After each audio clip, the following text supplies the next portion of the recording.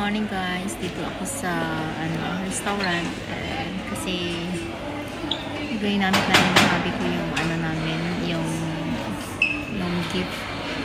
So, kakain kami dito dito sa Vivaldi branch. So, ito yung branch nila guys. So, yan guys, ang nasa Isbian na Vivaldi kung saan ginamit namin yung aming gift card. So, yan yung mga Danish bread. And, yeah, iba-ibang kulay. Actually, hindi ko siya kinain since kumuha ako bala ng isa pero hindi ako kumain kasi matigas. Nacha-challenge ako sa aking braces. So, kumuha lang ako pero na-realize ko na matigas pala. Yun yung masarap yung kinuha ko. And, yan. Croissant din yan. Yan. Soap siya. So, mas prepare ko. And yan yung yung cheese nila dito. And, yeah, baliktad. So, na-realize ko baliktad pala. So, yan. And, na-slice ko na nga. And, actually, yan uli. Medyo, siya, hindi baliktad yung pagka-slice ko din. Kailangan inayos ko siya. Kaya naman makapal yung pag-slice ko. Tanga lang. So, ayun. Yeah, di ba makapal siya. Hindi siya normal. And, yun. Kasi iba-iba yung niyan yung lasa, may strong tsaka medium. And, yan. Gusto ko yan. Liver pustay. Masarap kasi yan siya guys sa tinapay. And, actually, ayaw ni hubby ng liver sa atin pero kumakain siya ng liver fustay. It's the same lang naman, di ba? Sabi ko nga sa kanya, Strains, kumakain ka ng liver fustay pero hindi ka kumakain ng liver kasi daw, iba naman daw yung pagkagawa. Pero one time na meron kaming event or like a party na mayroong minudo. Di ba yung minudo meron siyang liver. Kumain din siya. Pero masarap din naman daw, sabi niya. So, well, gusto ko sana yung mga muesli, yogurt na yan. Pero, tinikman ko na lang yung iba guys na hindi ko nakakain masyado. So, halo-halo na yung food ko. And, alam mo yun, pag marami ng food is parang nakakabusog na siya tingnan. And, yeah, kumuha pa pala ako ng yogurt doon. Yan. So, mag-ready to eat na nga. At yung time na yan is around 10 o'clock, guys.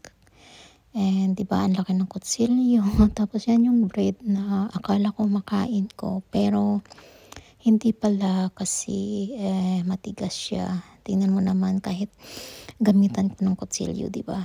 Matigas pa rin siya. So, yan. Yung akala mong kakainin mo pero hindi pala. So, ayun. Tapos sabi ko sa asawa ko, mukhang hindi ko pala to makain. Sabi ko, tingnan mo, kinuhaan ko lang. Di ba? Sinayang yung tinapay. Matagal na namin gift yan guys, hindi lang namin na nagawa-gawa kasi busy ako sa trabaho. Minsan pag weekend, every other weekend kasi ako may trabaho.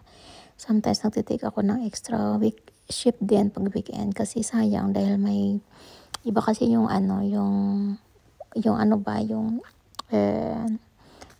yung salary niya, iba yung may bonus, something like that. Delay yung tawag dito sa Denmark. So, kaya minsan talagang nag-work ako ng Saturday, Sunday. Kung hindi night shift is day shift. Kasi nga naman, mayroon siyang chile. Ano ba yung chile? Hindi ko na guys ma-explain yung chile. Basta iba yung may binibigay na extra pa. Parang almost 3/4. Or pag holiday naman, same sa normal mo na oras at ganun din yung bonus. So, yun yung maganda pag nagtrabaho weekend dito sa Denmark as Bikar. Kaya hindi ko pa rin binibitawan yung work ko as Bikar. Bikar is like, yung temporary. Kung kung kailan mo lang gusto. Like, dito kasi meron kaming ano ba yung Bicar Bureau na tinatawag, yung temporary employee, na meron kaming apps na pwedeng i-download sa App Store, and syempre mag-register ka dyan and submit ng mga documents. And so kung gusto mo ng extra work, you can choose lang kung ano yung available nilang kulang doon sa nursing home sa mga elderly people. So yun yung kagandahan dito na alam mo yun, tingnan mo lang sa phone mo, sa app mo kung mayroon, kung gusto mo ng extra work, and then just click, or else you just call them and say na may interest ka doon sa work and if you can have them. Yan, so tingnan nyo guys, hirap akong kumain kasi nga may sa metal na pinalit nila, may sumasagi sa dito sa may left side, kaya nilagyan ko siya ng parang plastic na malambot para hindi siya doon mag-hit kasi nga nasusugat na siya.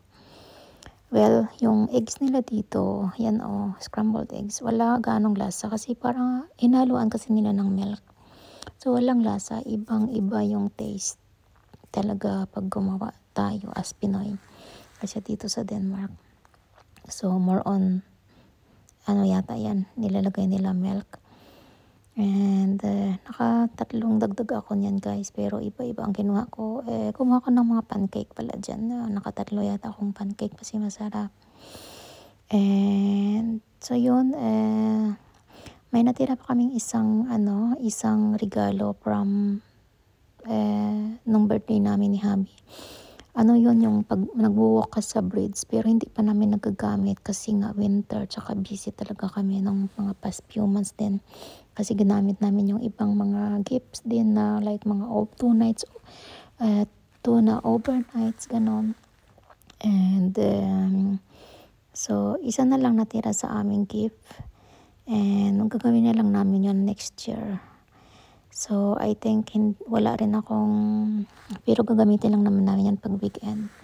Pero speaking of holiday or vacation, wala na akong vacation next year kasi yung vacation ko sa Pinas ngayong buwan, and meron siguro akong konting vacation lang, pero hindi kaya yung 3 weeks vacation ko, unless na lang na mag extra work ako sa kanila, sa work ko mismo, and instead na ibayad sa akin, yun yung isisave ko for vacation. So may possibility, pero sa ngayon hindi ko pa nakikita kasi use ko yung weekend. Sometimes hindi ako nakipagpalitan sa aking mga kasamahan, kundi nag-aas ako ng free or like vacation na lang na ikakaltas doon sa vacation.